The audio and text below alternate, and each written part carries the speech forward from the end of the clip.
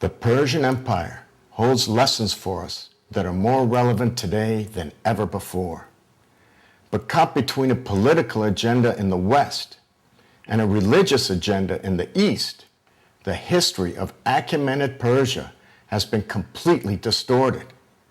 But when visiting this tomb in the long-abandoned capital of Pasargada, just north of the city of Shiraz in present-day Iran, a forgotten voice beckons us to set the record straight. This is the final resting place of Cyrus the Great, founder of the Persian Empire, and according to some scholars, the most underrated figure of antiquity. Few people have ever won the universal acclaim Cyrus did.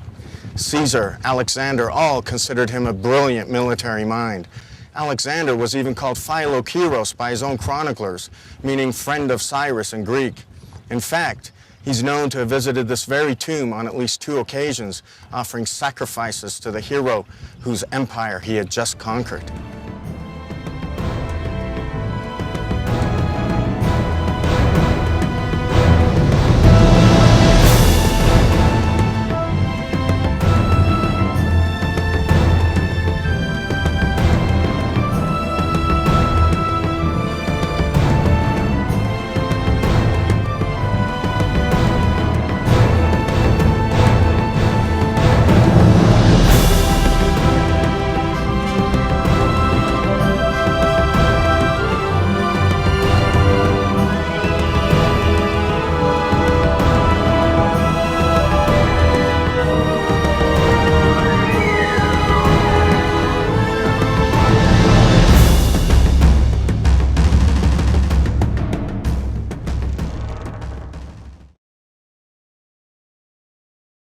Herodotus tells us that during his lifetime, the Persians called Cyrus their father, much the way George Washington is considered the father of America.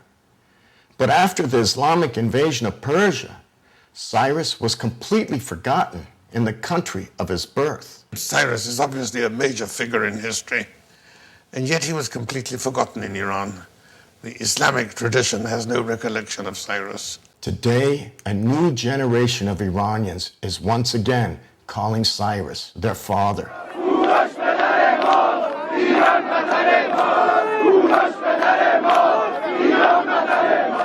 But the Islamic Republic that rules Iran today considers Cyrus one of the greatest threats to their regime. In fact, Cyrus is considered such a threat that the Ayatollah Khalkhali, Khomeini's deadliest henchman, wrote an entire book denying the very existence of Cyrus, titled Cyrus the Lie and the Criminal. Sadiq Khalkhali wrote about Cyrus. The name of the book was Kurosh Durugin va Janayatkar. It means the criminal and false Cyrus. And basically the premise of the book is that the whole idea that there was something called Cyrus the Great is a Jewish conspiracy. And there was no great king called Cyrus. There was a bastard sodomite Jew that the Jewish conspiracy decided to transform into this great Persian myth. Perhaps Cyrus is considered such a threat because he represents the opposite alternative to today's Islamic regime. The most glaring difference is the Islamic Republic's religious code of laws, known as Sharia. The Sharia that they have is supposed to be the law, not of the religion, but the law of the state. The Sharia is supposed to be the law of the state which exists at the present time, no matter where it is. Cyrus also ruled by a code of laws, but Cyrus's laws were secular. The most important thing about Cyrus and the Achaemenid Empire was the spread of secular law all over the empire. Before this time, the law was based on religion, local religion of the Babylonians or the Hebrews or the Egyptians. But now, for the first time in history, you have secular law. It was Cyrus's secular laws that held together his empire long after his death. It's not just that he conquers. He's not like Alexander, whose achievement is merely to conquer and the moment that Alexander dies, it all falls to pieces. Cyrus not only conquers this empire, but he keeps it together and he hands it down. In fact, Cyrus is the only conqueror in history who is known more for his laws than his military conquests. Alexander the Great, through various legendary literature, such as Alexander Romance and Iskandername, became a folk hero and a man in the street. So because of that, they can make as many films or write as many books about him. He certainly has got a popular appeal. Cyrus the Great, on the other hand, belongs to a man sitting in his study, not standing in the street. So you have to have a degree of intellect to appreciate Cyrus the Great. Those with a degree of intellect might notice that some of Cyrus's laws were written to protect the people rather than the state. Such laws are known today as civil rights laws. These civil rights laws are the reason classical Greeks referred to Cyrus as the lawgiver. The significance of Cyrus for world history is that he's one of the few rulers who is recognized by both his enemies, the Greeks, and the people that he saves, the Jews, as being a noble and worthy ruler who treats the subject nations with fairness and with justice. But how can a conqueror be also fair and just? A fair and just conqueror is usually found only in mythical tales of swashbuckling superheroes. Cyrus the Great was emphatically one of the most underrated figures in history. Considering the fact that his historical PR is far more impressive than even that of Alexander the Great, because the sources are irrefutable. His great panegyrics written by his enemy, a Greek, and other sources of his magnanimity comes from impartial sources, such as Old Testament or archaeology and things like that. So you cannot challenge Cyrus's historical PR, which you can easily do Alexander the Great, who took his own historians with him. They're called court historians. They had to write. In fact, he killed one of them, Callisthenes, before insulting him. Immigrants from all over the world began pouring into the Persian Empire, where they could live under the protections of Cyrus's new civil rights laws. The empire that Cyrus and the Persians created was in many ways the greatest that the Middle Eastern world had ever seen. It was large in extent, but also, if you compare it to, for example, the Assyrians who came before the Persians, the level of civilization, not just in sort of technical competence, but also in the humanity of the civilization, was a big step forward. The Persians were much more tolerant, and under them there was a period of peace and prosperity under their rule that was superior to what the area had seen for centuries, if ever, before that. To understand the difference Cyrus made to world history, we first have to look at those who ruled before him.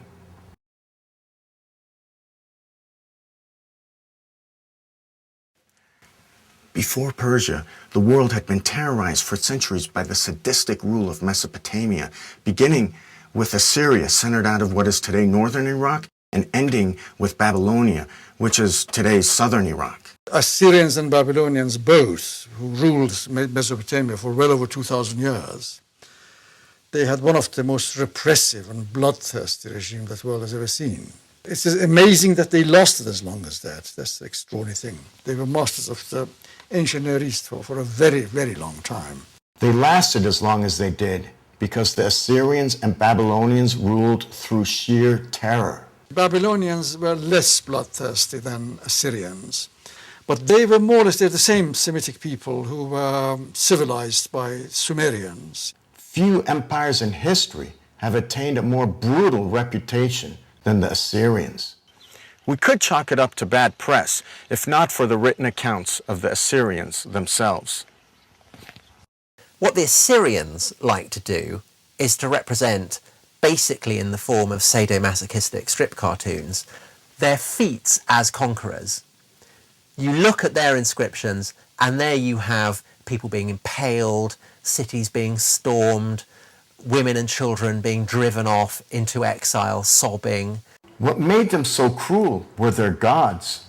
The Assyrians and Babylonians believed themselves to be the chosen people of their own particular god, and those who didn't worship their gods were not part of the chosen people and needed to be exterminated. These people believed that they were chosen and by under their own gods, and by that meant that the other people were to be eliminated or were to be enslaved.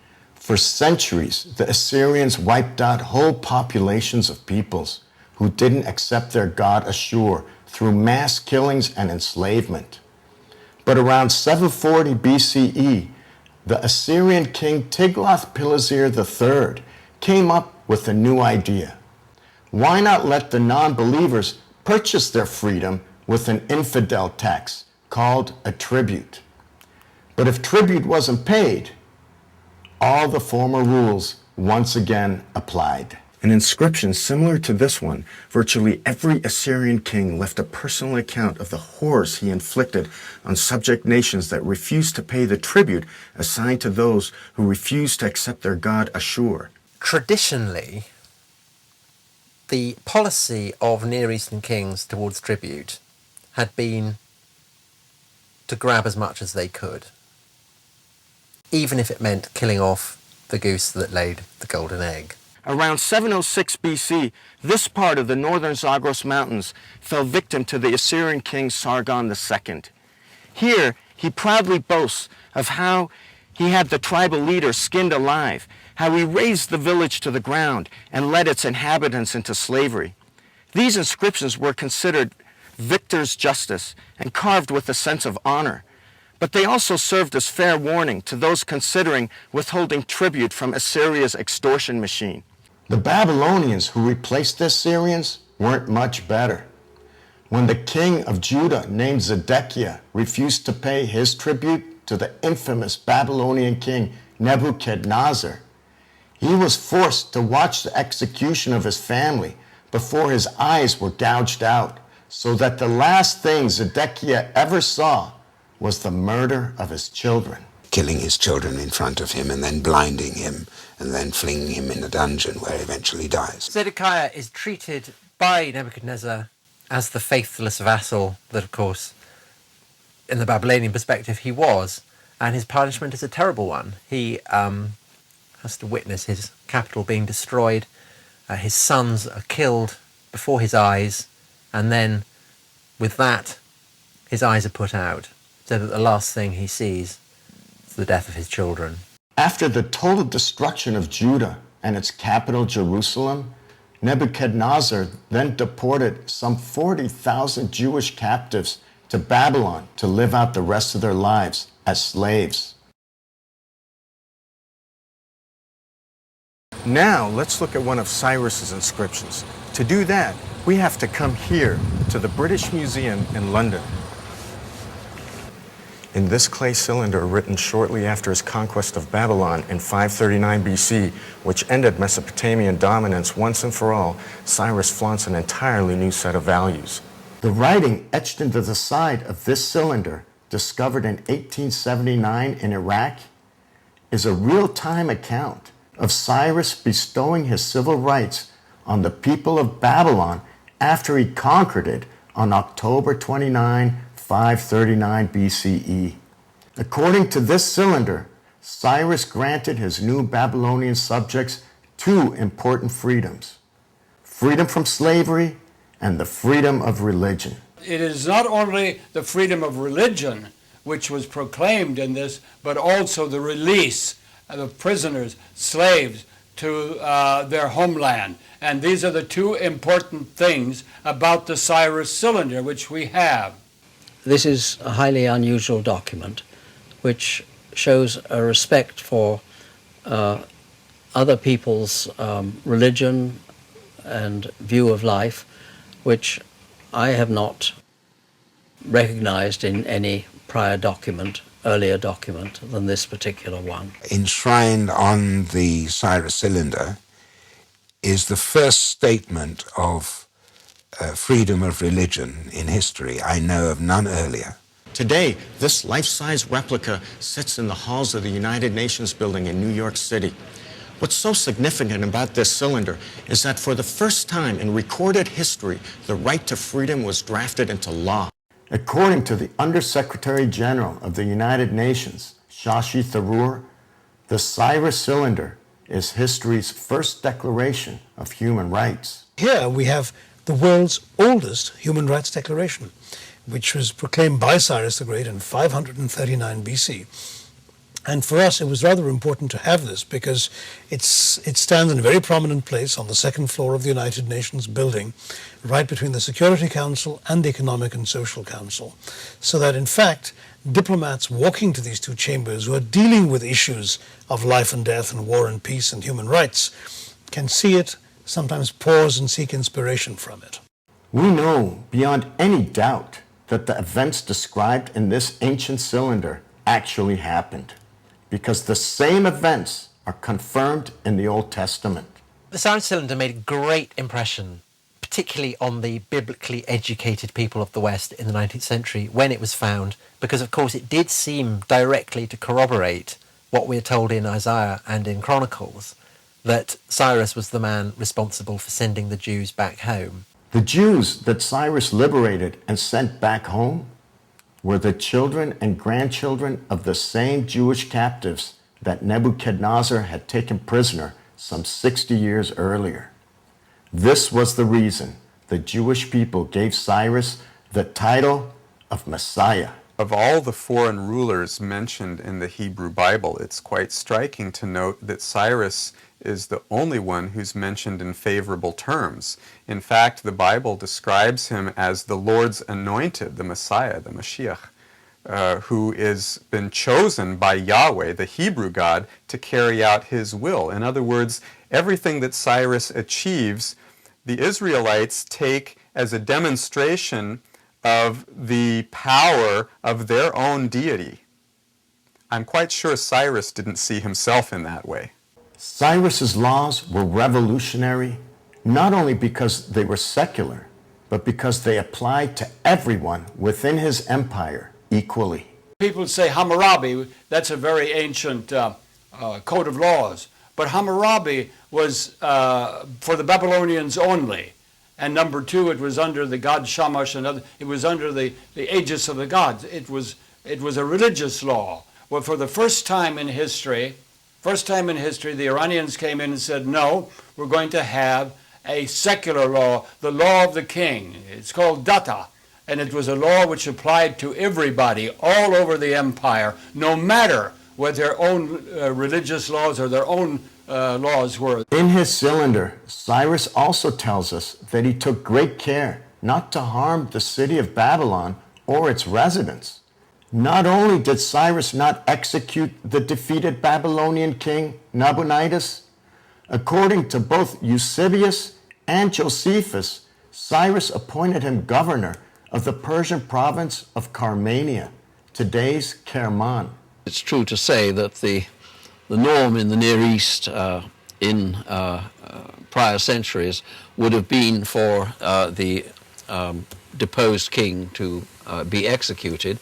In fact, there's no evidence that Cyrus ever executed any of his defeated kings. The responsibility at that time seems to have been what a ruler has to do, namely dispose of the ruler, the conquered ruler, or send them to captivity, right? And destroy. That is to show his superiority and vengeance, so to speak. So there definitely is a break. Why? We don't know. It's possible that it is a shift in the notion of personal responsibility to the gods and his fellow men. Because people must have thought at the time, this guy is crazy. Why doesn't he do that? This is the question that scholars have been asking for centuries. Why did Cyrus free the slaves of Babylon when enslaving defeated populations was his right as victor? We believe we finally answered this age-old question. Cyrus's laws may have been secular, but they were rooted in a code of ethics that was inspired by a pagan god of justice named Mithra. In Iranian culture, there are various aspects and parameters of social responsibility, personal responsibility within a social context. Now, they have been institutionalized in the religion, in the code of ethics. The religion was chivalry, and its god was Mithra. Mithra was the founding god of the Iranian peoples. Mithra defined the Iranian people just as Zeus defined the Greeks. Zeus also oversaw justice, but the Iranian god Mithra was entirely dedicated to justice. You do have aspects of divinities who preside over justice, so that Zeus develops a specific variant, like the Zeus who is in charge of friendship. That's Zeus Philios, and so forth. But nowhere is there a specific divinity with a whole cult as such to which there are worship. By cult, I mean a god who enjoys a system of worship where you make sacrifices, offerings of various sorts, who become so important in the respective religion as Mithra does in Iran. All worshippers of Mithra took an oath to live by a strict code of conduct. It's the same code of conduct that the West has come to know as chivalry. In fact, chivalry first came to northern England with a regiment of Iranian cavalrymen sent by the Roman general Marcus Aurelius to guard Hadrian's Wall in 174 AD. He sent about, I think, 5,500 of them to England. And there they remained as a separate identity. These Iranian cavalrymen were known as Iazygians. In fact, chivalry comes from the Roman word for cavalry, caballerius, named after these Iazygian cavalrymen.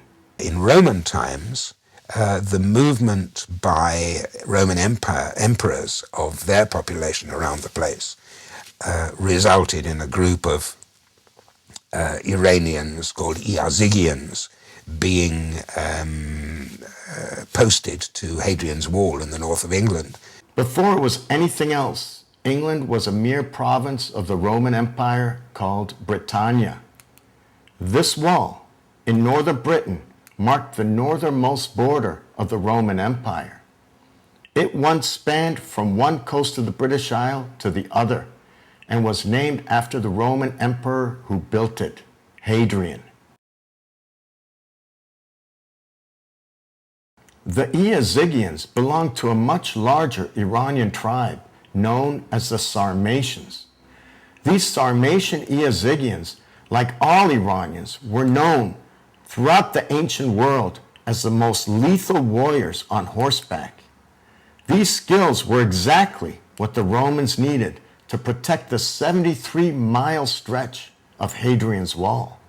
They had this wall across northern Britain defending the Roman bit of Britain from the barbarians across the border to the north, and that required constant manning by soldiers. So Marcus Aurelius sent these Iazygians, they were called, Sarmatian warriors, to man the wall. And of course, when they retired, they didn't go back home again. There was nowhere to go.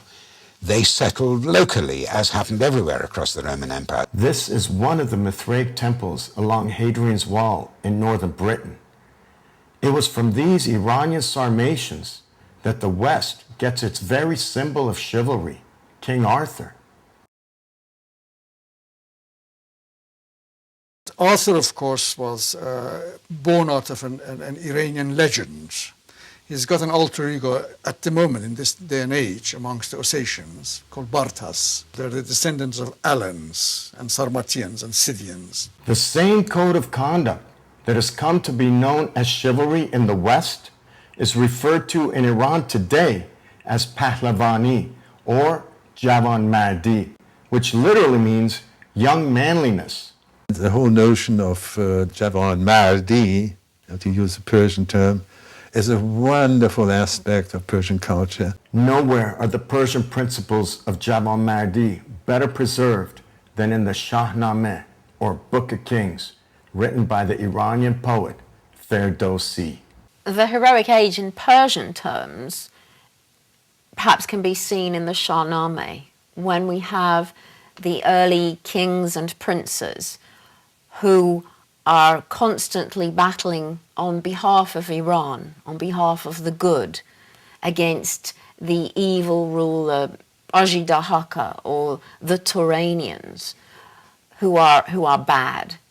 So you have this precursor, perhaps, to the medieval motifs of chivalry and courtliness within the Persian epic. But Ferdowsi's Persian epic was written 1,500 years after Cyrus. So where did Cyrus get his chivalry from? Well, the original principles of chivalry were recorded for all time in an ancient text known as the Mir Yasht, which means the hymn to Mithra. The hymn to Mithra dates back to almost 2000 BCE. It's one of the oldest texts in the ancient Iranian holy book known as the Avesta. In the Mir Yasht, the hymn to Mithra, Mithra is situated on the top of Mount Hara, and he watches human beings as the sun moves over the sky. So like the sun, he sees all the activities of human beings and can judge them according to whether they are true to the contract or not. The contracts that Mithra is watching over are agreements between two willing people. Staying true to your contract would have been the first rule of chivalry. How do we know? Because Mithra's very name means contract. He's a god of justice, specifically of overseeing relationships between people, deals, agreements, compacts, contracts, that sort of thing.